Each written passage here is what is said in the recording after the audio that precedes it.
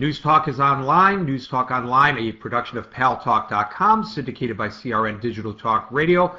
You can find us at the Paltalk News Network website, reportergary.com, where you can find stories that you may or may not see here or read in the mainstream media. Go there early and often, just like voting in Chicago. Let's go to Salma, who is an expatriated Iranian living in California. Salma, welcome to News Talk Online on the Paltalk News Network. Good afternoon, Gary, and good afternoon, good evening, good morning, everyone. It's nice to be here. I want to say this thing, and please do not forget it. I am an Iranian, and I love my country. Okay, and I'm so grateful that everybody has recognized that Iranian people, majority of Iranian people, have nothing to do with the Iranian regime.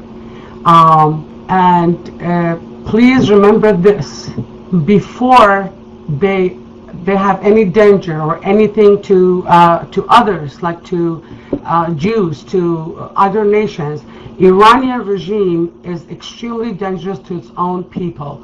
Please do not forget that. They're killing their own people, they're stoning women, they're raping and torturing people in Iran.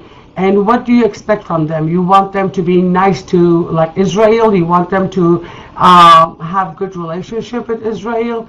That cannot happen.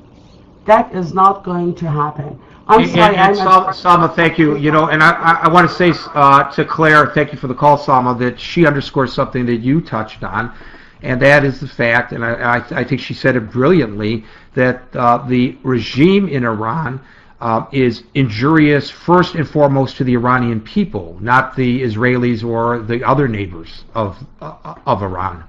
Yeah, absolutely. I mean, the first and foremost ones who suffer under this regime are the Iranian people themselves. You know, when they overthrew the Shah back in 1979, they thought they were doing it to get more freedom, democracy. And what they wound up with was a regime 10 times worse than the Shah's regime. And every progress, every bit of modernization that the Shah had championed, women's rights and modernization and education and everything else, was sent back to the 7th century with the institution of this jihadist Islamic regime that's dedicated by its own constitution to Sharia law and inflicts horrific human rights abuses on its own people, in particular when there is an uprising like after the 2009 presidential elections and the young people thrown into prison. And as your caller just mentioned, tortured, raped, murdered in the prisons by the hundreds and thousands. And this has been going on for 31 years at this point. So, the people are long suffering and would love to emerge from this nightmare into a new, day of liberty for themselves and their children. But this regime has got to go first. The guest is Clare Lopez, and she is with the Center for Security in Washington, D.C. Let's go to Jerry in Florida. Jerry, welcome to News Talk Online on the Paltalk News Network. Good evening, Gary. Good evening, everybody. I hope I'm coming through okay. I was told I'm a little low. Nah, you're loud and clear. I'm sorry that Clare Lopez is not there because I had a couple of questions to ask her. And maybe somebody in the audience would be able to tell me. Look, historically, Syria has had the greatest influence of Lebanon. Now, is Syria aiding and abetting Iran, or is Syria being pushed to the side? That's a critical question. Okay, next. She said Iran wants to buy time. Undoubtedly, and has done so very successfully. My question is, the IAEA, under Mohammed el-Baradari, whose purpose in life was to poo-poo the nuclear ambitions of Iran, who in 2007 was given the Nobel Peace Prize in conjunction with the IAEA, which amazes me. And even as recently as 3 weeks ago, in an interview said that the U.S. and the West is and I'm trying to remember his precise words, is hyping, his words, the nuclear situation. I cannot help but feel that the IAEA under Baradari was aiding and abetting Iran, because that is really what happened. Thank you. Well, actually, the next caller probably can answer those questions for you, Avi Perry, because he's a bit of an expert in those two areas. But let me just say that why would you be surprised that al-Baradi received the Nobel Peace Prize? Yasser Arafat, a terrorist, received the Nobel Peace Prize, and Barack Obama subsequently received the Nobel Peace Prize for something he had not yet done, and then immediately thereafter increased the number of troops in Afghanistan. Not actually Nobel Peace Prize worthy, none of the above, in my opinion. You got to wonder, have the judges who decide these things over there in Oslo lost leave of their senses or forgotten what the Nobel Peace Prize is supposed to represent. People who work for peace, like Gandhi, for example, or Mother Teresa, for example, or Martin Luther King, for example. Not people who wage war or terrorism. So to me, I am befuddled by what they have been doing of late. And with regard to Syria, my understanding, and I'd love to hear what Avi Perry has to say about it, is that Syria is in itself a surrogate, really, of Iran to a large degree. So you have Syria doing Iran's bidding in Lebanon. So I mean, it's just different players, different members of the same army, just, different divisions wearing different colors, I think. Avi Perry, welcome to News Talk Online on the Paltalk News Network. How spot on was that analysis? Well, you were almost right, but let me just supplement that and answer Jerry's question regarding Syria. Syria geographically is in the middle between Iran and Lebanon, and of course Syria is mostly Sunni, although the leader there, Assad, is not. He's an Alawite, but he's not Shia like the Iranian and Hezbollah. But all of them have one thing in common which unifies them all, and that is their hostility towards Israel.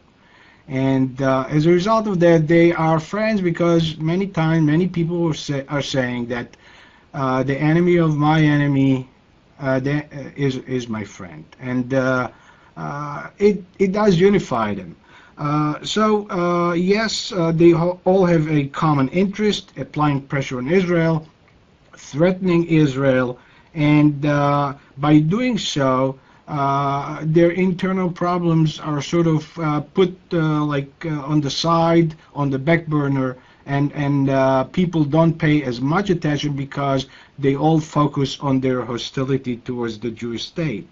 By the way, there was a comment by a guy who is raising his hand right now, or he was raising his hand earlier, Kwazia, I think he pronounced his name, who said that Israel wiped Palestine off the map. That was during the discussion that people were saying, Ahmadinejad were saying that. By the way, Ahmadinejad is not the only person who is saying that. Most Arabs are saying that. In fact, Hamas and Hezbollah are not exactly Iranian, are saying that every day. Ahmadinejad was saying that not every day, but every week. So there is a little difference here. He's a big mouth, and he is saying what he thinks will make him popular in the Middle East, and he's saying that. But what they are saying, that what Hamas and Hezbollah are saying, is actually more threatening, because they really would like to do it, although without nuclear bombs, but they would love to do it. And the reason they would love to do it is because that's what holds them together. So that's really what I wanted to say at this point. And if there is any more question on the subject, I will be happy to answer. Well, stick around. I'm sure during the aftermath, folks will be calling on you, and I would love to hear what you have to say about the president's speech. One thing I like about Avi is that although he may have certain political leanings, he's a pragmatist. And I love that about you, Avi, because I think you have said that you voted, I think you've said this publicly, that you voted for John McCain for president, and yet there's certain things that President Obama is doing that you support, so you don't let partisanship get in the way of your analyses of things. And I'm really interested in hearing what you have to say about what the president has to say tonight, because I respect your opinion on it. And I know Jerry will be back with his as well. And likewise, I like the fact that Jerry, although he has a certain ideological bent, he will not let that get in the way of a fair analysis of what he sees and what he hears. And that's what we try to do here on News Talk Online on the Paltalk News Network. Let's go to Jonas in Switzerland. Jonas, welcome to News Talk Online on the Paltalk News Network. Thank you, Gary. I second the comments by the Iranian woman. Yesterday, 2 Iranian opposition leaders were hanged. 100 have been hanged since the last election, which were fraudulent elections. One lady compared Shah's regime with the Iranian mullah democracy. In 10 years of Shah's Iran, only 100 political criminals were hanged, while in the last 5 years of mullah democracy, 8,000 political dissidents have been hanged. So, do not go for slogans of democracy and other such nonsense. Monarchy was 1,000 times better in Iran than this mullah's democracy. Second point I want to come is that one cannot fully depend on CIA on its investigations. Year 2000, CIA was informed that Iran is interested in taking atomic technology from Pakistan. CIA did nothing and found nothing. Therefore, Israel must stand on its own feet and not depend on CIA, British, French, or other secret services. Thank you. Well, thank you for that, Jonas. And I will tell you that I know, and I know this is anecdotal, a woman who is a recently expatriated Iranian who says that very recently, living in Tehran, that many times when she and her children walked downtown, the central business district of Tehran, she had to cover the eyes of her children because the government had people, swinging from the trees in public display there. Let's go to David in Amsterdam. David, welcome to News Talk Online on the Paltalk News Network. Thank you, Gary. Thank you. Well, see, I've been sitting in this room for an hour. I'm starting to cry for Mossad, for Israel. Everybody is hostile toward them. Syria is hostile toward them. The Lebanon is hostile. I mean, poor Israel. I swear to God, I don't know. I'm speechless. Well, you know what? You are speechless. And I am so glad, David, that you have finally come over to realize that the tiny state of Israel is surrounded by enemies there. And it's not a very pleasant neighborhood for them to be residing in. And there are those who want to wipe them from the face of the earth. I never thought that you would come around to recognizing that Israel has the absolute right to exist, and that it is unfortunate that the Israelis are coming under attack all the time. You are the last person I thought I would hear that from. So maybe there's hope for all of us after all. I'm out of here. The aftermath follows. And don't forget, at 9 o'clock we'll be back. Hopefully my voice will be rested and restore itself for the President's State of the Union address, the Republican response, maybe the Tea Party response, if we are fortunate enough to gather that, and then your response, as well as our resident experts who we have invited on the show. So until then, peace out.